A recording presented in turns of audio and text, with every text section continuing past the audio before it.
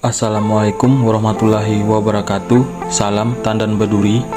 Video kali ini kita membahas mengenai buah kelapa sawit yang diterima di PKS atau pabrik, serta buah yang tidak diterima di pabrik, karena sangat penting bagi petani yang mempunyai kelapa sawit pribadi. Sebelum menonton videonya, mohon di subscribe, like, komen, dan share.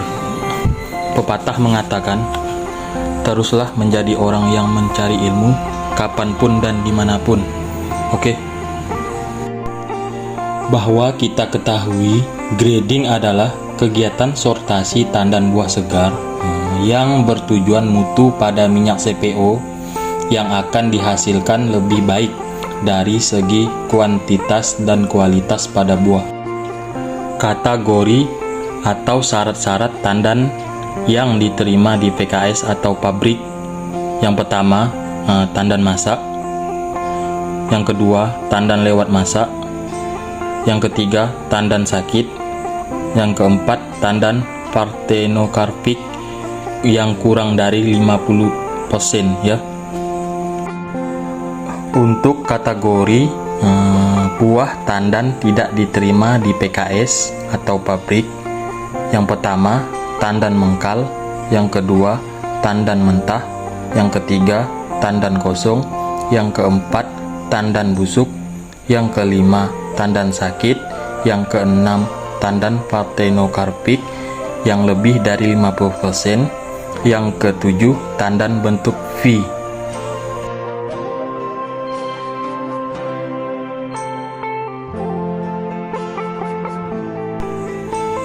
Gambar pertama, tandan masak, ripe bunch, tandan normal yang telah mempunyai sedikit 5 berondolan yang telah lepas atau memberondol dengan alami.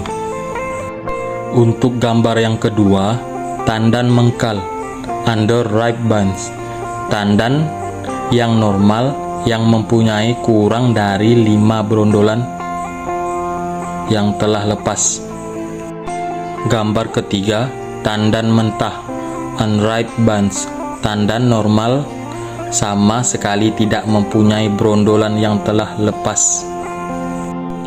Gambar keempat, tandan lewat masak, overripe bunch, tandan dengan lebih dari 5% berondolan telah lepas, tetapi minimal 10% berondolan yang masih menempel di tandan. Gambar kelima, tangkos atau tandan kosong, tandan di mana lebih dari 90% berondolan yang telah lepas, tandan berwarna coklat lebih gelap dan layu, tetapi tangkai tandan masih segar dan keras. Gambar keenam, tandan busuk, tandan yang berondolan telah berwarna kehitaman, berjamur, berair, dan berbau. Tangkai tandan layu dan kecoklatan. Gambar ketujuh, tandan sakit tidak diterima, tandan tidak normal akibat terserang penyakit serta hama, tirataba, maras, mius, serta berondolan lebih dari 50% serta terlihat busuk. Gambar 8, tandan sakit yang diterima. Yang pertama, tandan berjamur, maras mius, tetapi berondolan busuk kurang dari 50%.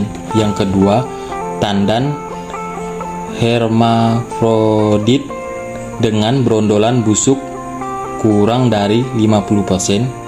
Yang ketiga, tandan bentuk ganjil dengan berondolan busuk kurang dari 50%. Gambar 9, tandan parthenocarpic, tandan yang dengan sebagian berondolan tidak mempunyai kernel, berondolan yang normal, tampak mempunyai ukuran yang tidak seragam. Untuk gambar yang ke-10, tandan bentuk V, Tandan dengan lebih dari sepertiga tandan terlihat mengecil. Berondolan yang mengecil tersebut tidak berkembang dengan sempurna. Gambar 11. Tandan lama. Tandan yang ditinggalkan di TPH lebih dari 48 jam. Tangkai tandan terlihat coklat, layu, dan berongga, serta berserat. Untuk gambar ke-12, tandan tangkai panjang. Tandan ini dengan tangkai lebih dari 2,5 cm, tidak dipotong, mepet, atau tandas.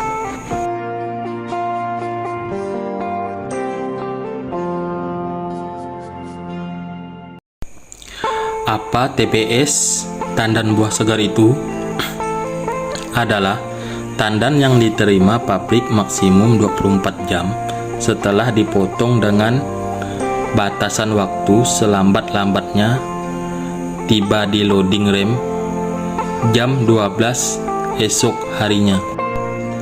Yang dimaksud TBS restan ialah TBS yang diterima di pabrik lebih dari 24 jam tetapi tidak melebihi 48 jam setelah potong.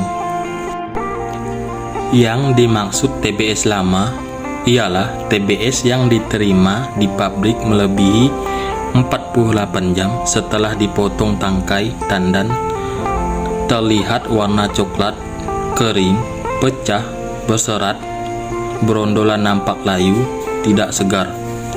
Semoga bermanfaat bagi kita semua. Salam petani sawit Indonesia. Salam pasti bisa. Jangan lupa like, komen, dan subscribe serta share-nya. Oke? Salam planter.